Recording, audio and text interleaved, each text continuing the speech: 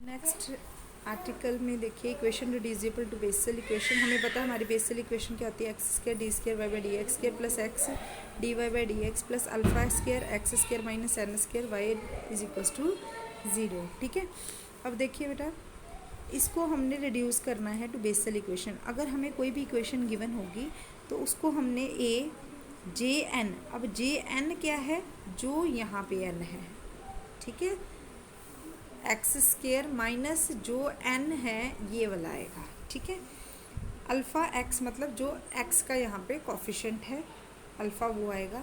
ठीक है, plus B के n alpha n if n is integer, और J n alpha x plus B J minus n alpha x if n is not an integer. ये दो चीज़ें आपको याद रखनी पड़ेंगी।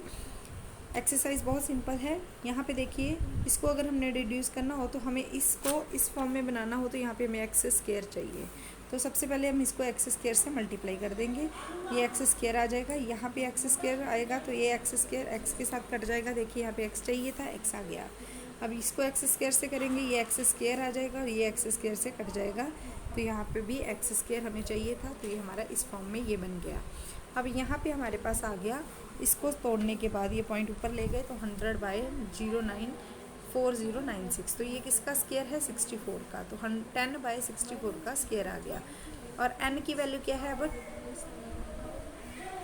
10/64। ठीक है, तो यहाँ पे बेसल इक्वेशन का जो सोल्यूशन आएगा, ये देखिए बेटा यहाँ पे 10/64 था तो इसको 2 काट दिया, 5/32 रह गया। ठीक है, 5/32, तो हमारे n की वैल्यू क्या आ गई, 5/32, जो क्या है एक इंटीजर नहीं है। इंटीजर नहीं है तो कौन सा ये वाला यूज़ होगा। ठीक है, तो a 5/2 अल्फ़ा, यहाँ पे एक्स स्क्वायर का कोफिशिएंट क्या है 1, तो अल्फ़ा 1 सिंपल एक्स आएगा plus B J minus 5/2 alpha मतलब 1x, ये आ गया हमारे पास। ठीक है, solve the equation in term of Bessels, यहाँ पे सेम वैसे ही है।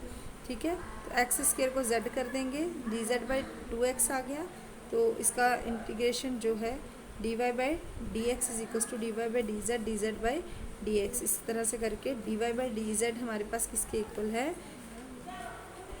dy/dz dz/dx हमारा 2x के इक्वल है, तो d²y/dx इसी तरह से हमने निकाल लिया, ये हमारे पास इसके इक्वल आ गया। Putting the value of dy/dx and d²y/dx in this, इसमें हमने वैल्यू फिल कर दी।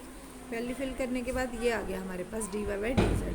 अब ये इस फॉर्म में बन गया, डिवाइडिंग बाय 4 के साथ डिवाइड कर दिया तो ये आ गया हमारे पास। अब यहाँ पे देखिए ये बेसल इक्वेशन बन गई, यहाँ पे बेसल नहीं थी। ठीक है, यहाँ पे 4 मल्टीप्लाई हो रहा था तो बेसल नहीं थी, तो हमने इसको 4 हटा के बेसल बना लिया।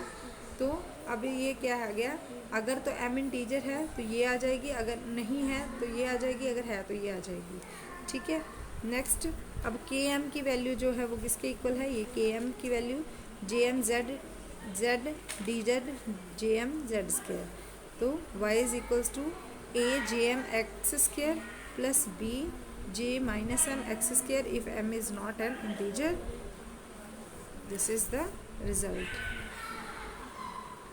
नेक्स्ट इज दिस, अगेन हमने यहाँ पे उसी तरह से ये करना है बेटा, जो हमने लास्ट एग्जाम्पल की है उसी तरह से है।